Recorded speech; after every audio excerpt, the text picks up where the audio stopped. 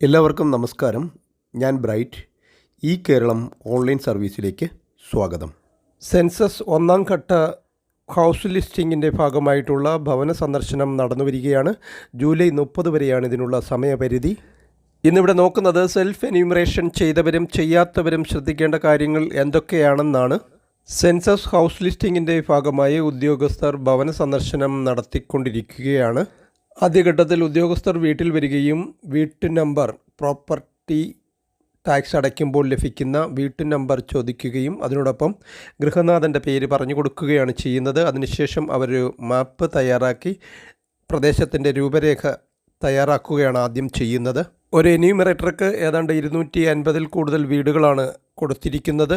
ആദ്യഘട്ടത്തിൽ വീട്ടു നമ്പരും ഗൃഹനാഥൻ്റെ പേരും ചോദിക്കുകയും പിന്നീട് 2-3 വിസിറ്റുകളിലായി ബാക്കി നടപടിക്രമങ്ങൾ പൂർത്തീകരിക്കുകയുമാണ് ചെയ്യുന്നത്.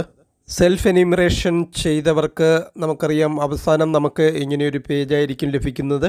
ഇവിടെ നമുക്ക് SCID ലഭിക്കും. ഇത് രജിസ്റ്റർ ചെയ്ത മൊബൈലിലേക്ക് വന്നിട്ടുണ്ടാകും. രജിസ്റ്റർ ചെയ്ത സമയത്ത് മെയിൽ ID കൊടുത്തിട്ടുണ്ടെങ്കിൽ അതിലേക്കും SCID വന്നിട്ടുണ്ടാകും. 11 ഡിജിറ്റുള്ള Hൽ തുടങ്ങുന്ന നമ്പറായിരിക്കും അത്.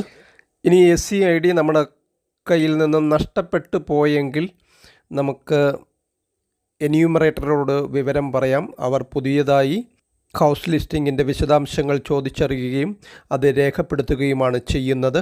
ചുരുക്കത്തിൽ SCID നഷ്ടപ്പെട്ടു പോയാൽ പരിഭ്രമിക്കേണ്ട കാര്യമില്ല. എന്യൂമറേറ്റർ പുതിയതായിട്ട് എന്യൂമറേഷൻ നടത്തുകയും അത് രേഖപ്പെടുത്തുകയും ചെയ്യും. അവരുടെ കൈവശമുള്ള ആപ്പിൽ അത് രേഖപ്പെടുത്തുകയും ചെയ്യും. ഹൗസ് ലിസ്റ്റിങ്ങിൻ്റെ ഭാഗമായി ഉദ്യോഗസ്ഥർ വീട്ടിൽ വരുമ്പോൾ ചോദിക്കുന്ന പ്രധാനപ്പെട്ട ചോദ്യങ്ങളും അവയ്ക്ക് നമ്മൾ നൽകേണ്ടുന്ന ഉത്തരങ്ങളും അടങ്ങിയ വിശദമായ വീഡിയോ ചാനലിൽ ലഭ്യമാണ്. അതാണ് ഇവിടെ കാണിച്ചിരിക്കുന്നത്. അതിൻ്റെ ലിങ്ക് മുകൾ ഐ ബട്ടണിലും താഴെ ഡിസ്ക്രിപ്ഷനിലും എൻ്റെ സ്ക്രീനിലും ഫസ്റ്റ് കമൻറ്റിലുമായിട്ടൊക്കെ കൊടുത്തിരിക്കാം. ഉദ്യോഗസ്ഥർ വീട്ടിൽ വരുമ്പോൾ നമ്മളുടെ വീട്ടു നമ്പർ പറഞ്ഞു കൊടുക്കുന്നതിനൊപ്പം അതിനോട് ചേർന്ന് കടമുറികളോ മറ്റോ ഉണ്ടെങ്കിൽ അതിൻ്റെയും നമ്പരും വിശദാംശങ്ങളും നൽകേണ്ടി വരും. വീട്ടിലെ മുറികളുടെ എണ്ണം പറഞ്ഞു കൊടുക്കുമ്പോൾ വാസയോഗ്യമായ മുറികളുടെ എണ്ണമാണ് പറഞ്ഞു കൊടുക്കേണ്ടുന്നത്. കുളിമുറി, വാഷ്റൂം, പൂജാമുറി, വരാന്ത, സിറ്റ് ഔട്ട് തുടങ്ങിയവ മുറികളായി കണക്കാക്കത്തില്ല. അതുപോലെ തന്നെ ഒരു വീട്ടിൽ താമസിക്കുന്ന ആകെ അംഗങ്ങളുടെ എണ്ണം പറഞ്ഞു കൊടുക്കേണ്ടി വരും. ഇതിൽ വിദേശത്ത് ജോലി ചെയ്യുന്നവരുണ്ടെങ്കിൽ അവരുടെ പേര് വിവരങ്ങൾ എണ്ണം ഇപ്പോൾ നൽകേണ്ടുന്നതില്ല. വീട്ടിലുള്ള അംഗങ്ങളുടെ എണ്ണം എന്നുകൊണ്ട് ഉദ്ദേശിക്കുന്നത് ഒരു അടുക്കളയിൽ നിന്നും പാകം ചെയ്ത് ഭക്ഷണം കഴിക്കുന്ന ആ വീട്ടിൽ താമസിക്കുന്ന എല്ലാവരും ഉൾപ്പെട്ടതാണ്.